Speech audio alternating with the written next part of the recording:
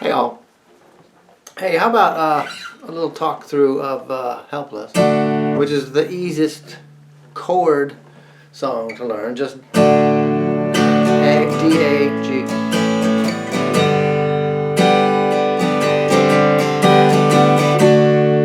Over and over. The intro, the verses, there's no bridge, there's no middle eighth. The chorus is the same thing. D, G. But it's a good one to sort of play along with and learn, because it's the feel of the thing. Because it's, if you just read it sort of on a chord chart,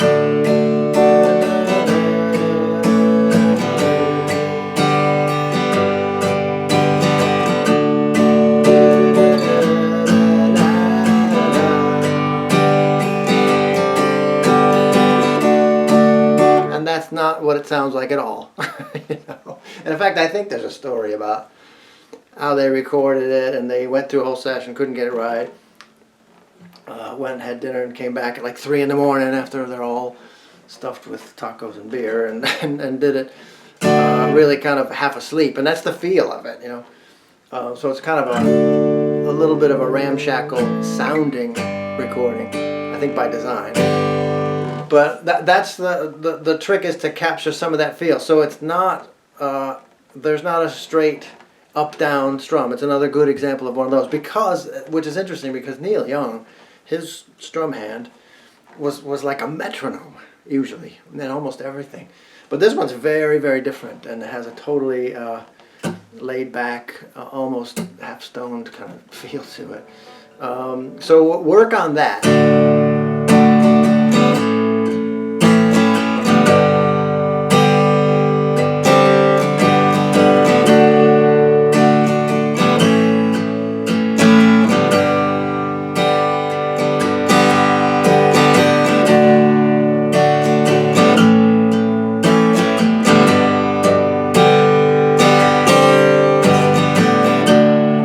And on the G, you want the country western G that has the B string open, not this one, not the Beatles pop song kind of G. But you want that. So people ask, why do I, when I do a G, do I not cover the A string? I almost always would do them as if it's a pop song, I do it as a G5, and I just mute the A string with my middle finger. Not totally unusual. Watch other players. People think that I do that out of laziness or something, but it's a very common thing, actually, with rock songs, with rock playing. But when I do, for some reason, I don't know, when I do the country western version, I usually finger it differently. I usually finger like that, and I almost always use the A string. I don't know why, but I do. So for this one, you want that G with the G string, because you want to suspend the G string at the first fret occasionally. Another thing that you'll hear is, and I don't know if you hear it on the guitar so much, but you hear it on the piano. You do during the chorus. You hear it go to a G7.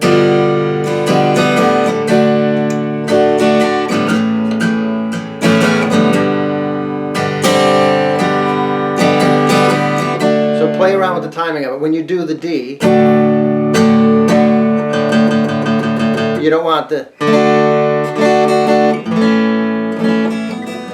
you don't want them clean like that. You want the A string in with that D chord.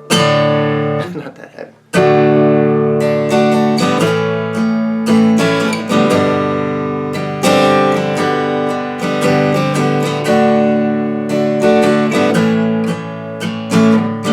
There is one part, and you again hear it, play along with it.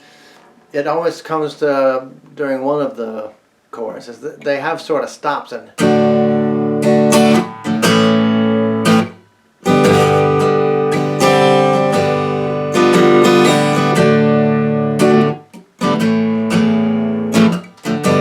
has that kind of feel. So there's through the course of the song, you get some little dynamics in there. So I think that's why this one is instructive to play along with, come to terms with.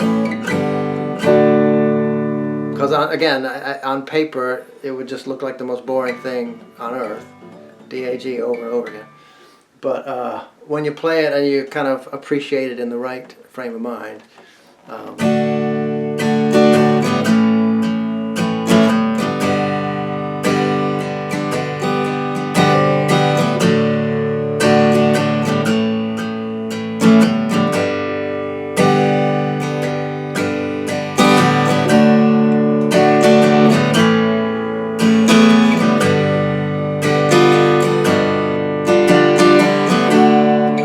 So play around with that one and develop that kind of feel for it.